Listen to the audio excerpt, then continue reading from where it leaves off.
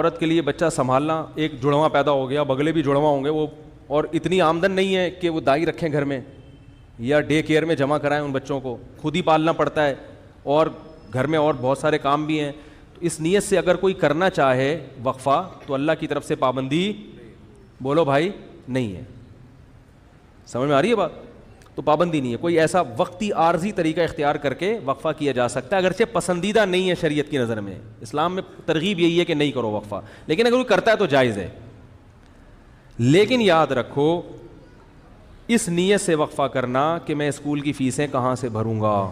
تمام علماء چاہے دیوبندی ہوں، بریلوی ہوں، اہل حدیث ہوں، چاہے وہ عرب ہوں، چاہے وہ عجم ہوں، اس پہ پوری دنیا کے علماء کا ایک اجلاس ہوا تھا، دلائل سے بحث ہوئی تھی. سب کا متفقہ فتویٰ ہے کہ اس نیت سے کہ میری جیب پہ بوجھ نہ پڑ جائے، اس نیت سے وقفہ کرنا حرام ہے، گناہ کبیرہ ہے، اللہ پہ الزام ہے، اللہ کے عذاب کو دعوت دینے والی بات ہے. اللہ کو غضب آئے گا. جس خدا نے تجھے پلا کے اتنا بڑا کر دیا، تو یہ سمجھتا ہے کہ تیرے باپ کی کیلکولیشن کی وجہ سے تو پلا ہے.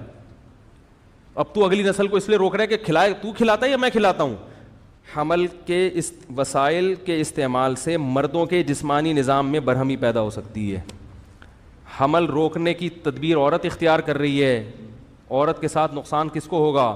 مرد کو بھی نقصان ہوتا ہے اس کا. عارضی طور پر ان میں سیکچول ویکنس بھی پیدا ہو سکتی ہے. مجموعی حیثیت سے یہ کہا جا سکتا ہے کہ ان وسائل کا کوئی زیادہ برا اثر مرد کی صحت پہ نہیں پڑتا، مگر اس بات کا ہمیشہ خطرہ رہتا ہے کہ مانے حمل تدبیر اختیار کرنے سے جب مرد کو اپنی اس کی جو ڈیزائرز ہیں پوری طرح سے پوری نہیں ہوں گی، جو ازل کا طریقہ ہے نا، کانڈوم وغیرہ کا طریقہ، مجھے شرم آ رہی ہے یہ باتیں کرتے ہوئے، لیکن بہرحال مجبوراً کرنی پڑ رہی ہے کیونکہ اب گورنمنٹ اس پہ اشتہار بھی چلائے گی.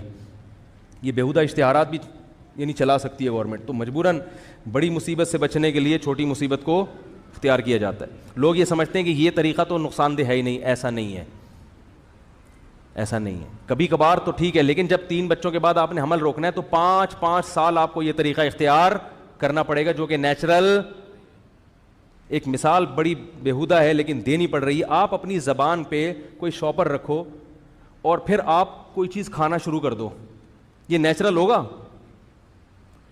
زبان سے جب ہم کوئی بھی چیز رکھتے ہیں نا تو فوراً ایک زبان لعاب خارج کرنا شروع کرتی ہے جو اس چیز کو ہضم، یعنی قدرت نے پوری ایک اس حساب سے ڈیزائن کیا ہے. تو ایک دفعہ آپ نے شاپر رکھ کے روٹی کھا لی، 2 دفعہ کھا لی، 3 دفعہ کھا لی، 20 دفعہ کھاؤ گے تو معدہ کیا کر دے گا؟ ہضم کرنا چھوڑ دے گا، نقصان ہونا شروع ہو جائے گا. تو وہ طریقہ جو سب سے زیادہ کم نقصان دہ سمجھا جاتا ہے وہ بھی کم نقصان دہ نہیں ہے.